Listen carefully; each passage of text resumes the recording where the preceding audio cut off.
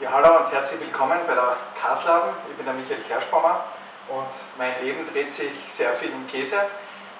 Die Käsladen ist eine Genossenschaft, ist eine kleine Käserei, die genossenschaftlich geführt wird, und uns gibt es seit 2016. Also 2015 war so ein bisschen die Planungsphase noch und die Bauphase, und 2016 sind wir dann im Dezember gestartet.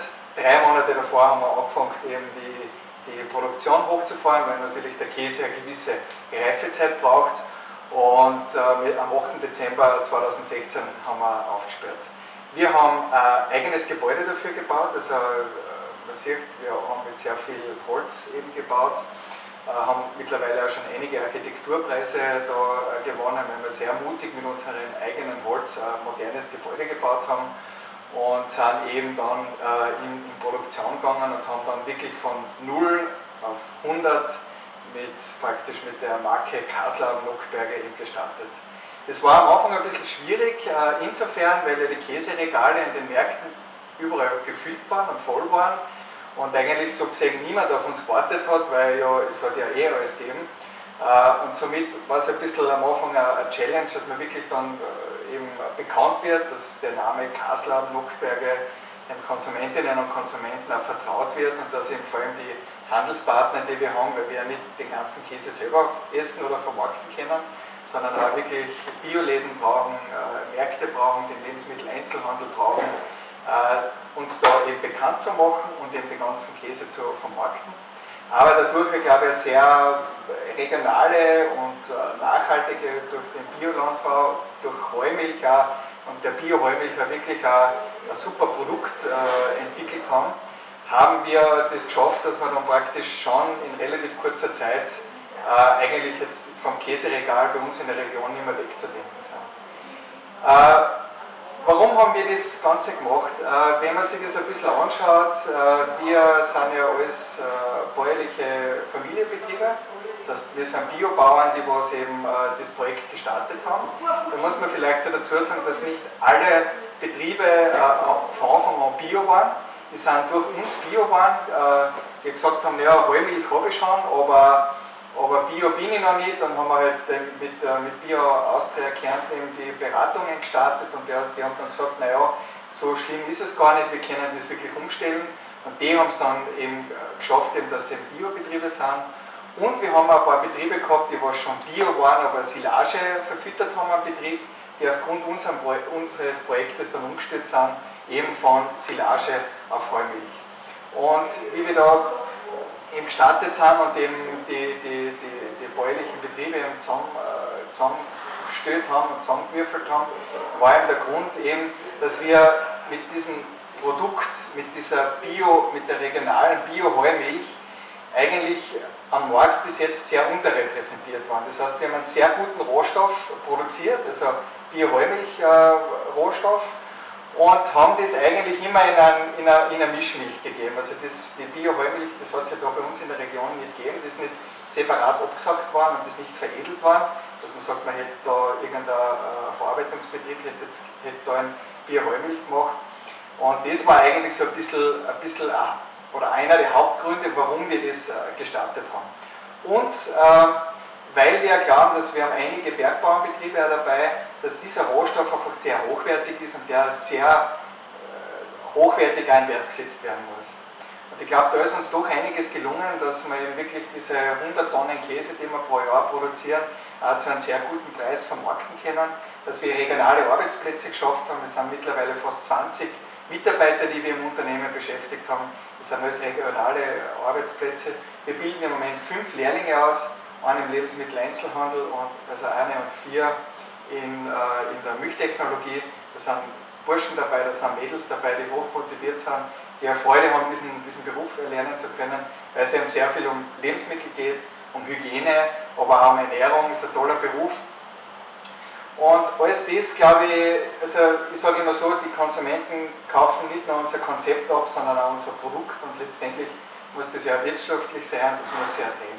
Das heißt, der Grund war, warum machen wir das, unsere hochwertige Milch in Wert setzen und die Zukunftsperspektive für die Biolandwirtschaft, für Bergbauern, für die Milchwirtschaft in der Region stärken. Wir sehen ja, dass eben sehr viele Betriebe aufhören aufhören, den Betrieb eben auflassen, dass oft einmal ein bisschen eine negative Stimmung in der Branche herrscht, die sagen, naja, soll ich weitermachen, wie nicht. Das Einkommen zum Auskommen reicht oft nicht mehr, man muss einen zweiten Berufsweg einschlagen, die Landwirtschaft oft im Nebenerwerb führen, weil wir am Berg in der Milchwirtschaft natürlich viel höhere Produktionskosten haben. Und wenn das nicht abgegolten wird, sondern die Milch dann vermischt wird und nicht die hochwertige Milch praktisch einzeln verwertet oder in Wert gesetzt werden kann, dann habe ich da nicht diesen Output oder Input eigentlich, den ich eigentlich brauche, um den Betrieb weiterentwickeln zu können. Ja. Und das war eigentlich so der Hauptgrund. Wir bieten ja da sehr viele Führungen, wo man eben unsere Mitarbeiter sieht, wie sie Käse pflegen oder oben im oberen Stock eben wie der Käse hergestellt wird.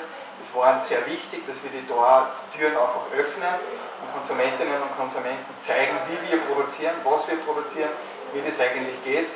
Das heißt, jeder, der die Kaslaben betritt, wird einmal im Prinzip begrüßt mit einer Transparenz, wo man eben einfach sieht, okay, wir verschließen uns nicht und wir machen nicht dicht, sondern wir machen die Türen auf, wir zeigen das her, praktisch was wir da machen, warum wir das da machen. Und das ist, glaube ich, mal ein ganz wichtiger Schritt, dass die Konsumentinnen und Konsumenten einmal so willkommen geheißen werden, dass man sieht, wir verschließen da nichts, sondern wir öffnen alles und jeder kann transparent einfach das sehen, was wir da eben machen. Bei den Führungen erklären wir natürlich auch immer, warum wir das machen. Zusätzlich, dass man irgendwas sieht, gibt es auch Filme, gibt es auch Käseverkostung und da erklären wir natürlich auch, dass die bäuerliche Landwirtschaft einfach Kulturlandschaftserhalter sind. Also wir haben sehr viele Touristen da bei uns im Ort und in der Region, die halt wandern gehen und die halt die Natur genießen. Und ich bin da immer ein bisschen frech und sage, das ist eigentlich nicht Natur, sondern das ist Kulturlandschaft. Durch die Tätigkeit der Bäuerinnen und Bauern haben wir die Almflächen da, haben wir die Wandermöglichkeiten da, die Radfahrmöglichkeiten da und das muss auch wertschätzend im Prinzip entgegengebracht werden. Das heißt, die Nutztierhaltung, die es dafür bedarf, die Kulturlandschaft zu erhalten, die muss eben genützt werden. Zwar nicht ausgenützt werden, aber genützt werden. Das heißt, wir haben hochwertige Milch, wo wir Käse produzieren, wir haben hochwertiges Fleisch, wo die Wiederkäuer praktisch das Gros umwandeln für menschliche Ernährung. Gros wäre für uns für die Ernährung praktisch nicht nutzbar. Und so haben wir hochwertige Produkte und die müssen genutzt werden.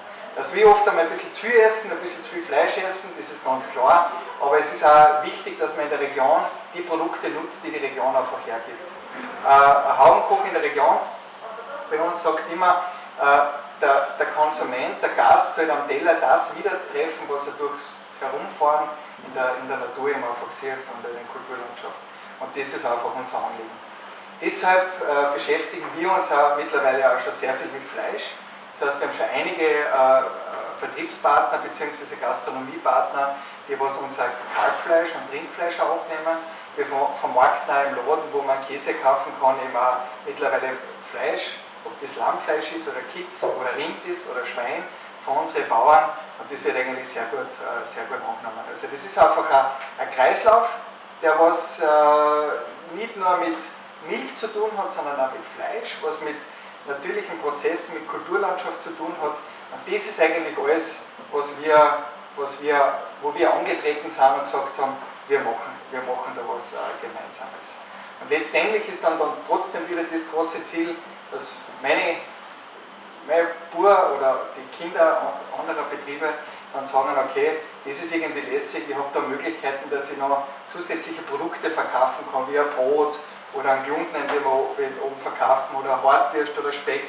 Das kommt sehr viel von unseren eigenen Bäuerinnen und Bauern, die was eben da eine Plattform gefunden haben im Laden, wo wir nicht nur unseren eigenen Käse, sondern auch andere Produkte verkaufen, wo wir diese Plattform geschaffen haben. Das haben wir alles aufgebaut durch unsere eigene Kraft, das ist unser eigenes Holz, das ist unser Know-how, was da drinnen steht, unser Schweiß, unsere tägliche Arbeit, wo wir in der Früh und auf die Nacht in den Stall gehen, das haben wir alles wir erschaffen. Es ist eine Genossenschaft, niemand dabei, der eben kein Bauer ist oder kein Milch herliefert, das ist mir ganz wichtig.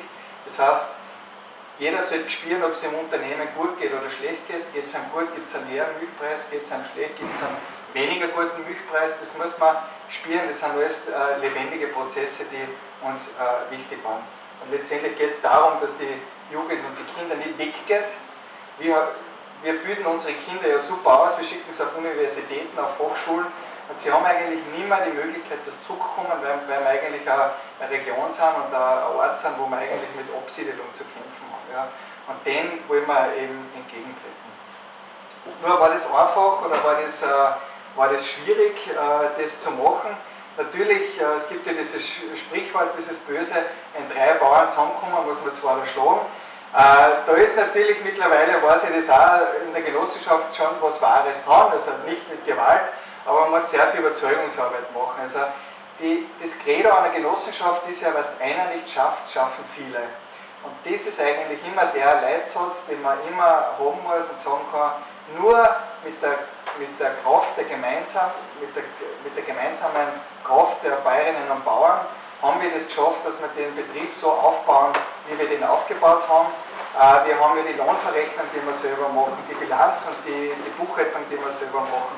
Wir haben einen Baufuchs dabei, wir haben Touristiker dabei. Also das ist alles die Gemeinschaft, die was uns auszeichnet. Ja? Und dass wir nicht gegeneinander arbeiten, sondern gemeinsam arbeiten, zusammenarbeiten. Jeder hat Kernkompetenzen, Fähigkeiten und die fließen in das Projekt ein. Ganz am Anfang bin ich einmal da gestanden und habe die Idee oder den Funken zu dieser Idee gestartet. Mittlerweile ist es schon fast ein kleiner Flächenbrand geworden, wo man gesagt hat, okay, jeder bringt sich da ein mit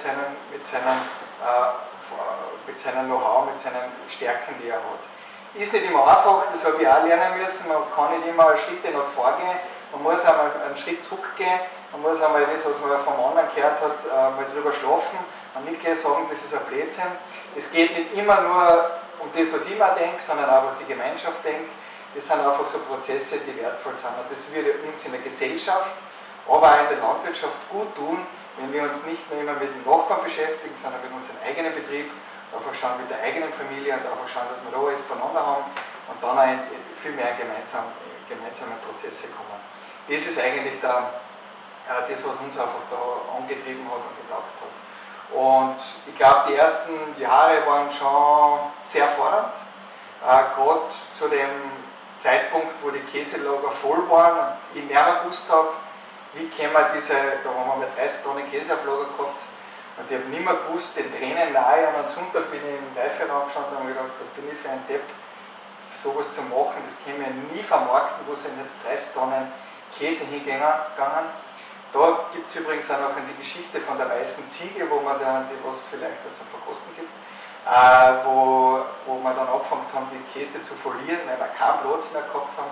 Daraus ist auch wieder wunderbarer eine Käsesorte entstanden. Das war am Anfang schon nicht einfach, da muss man sich immer wieder zurückbesinnen, aber jetzt sind wir, glaube ich, recht gut in Fahrt. Wir werden den Audioguide in der Schaukäserei weiterentwickeln. Wir werden eine Filiale in Klagenfurt mit einem Metzger und mit einem Bäcker aufmachen. Also der Kurs Richtung Bio ist, glaube ich, stimmt und der ist gut und den haben wir aufgenommen und wir sind voll in Fahrt.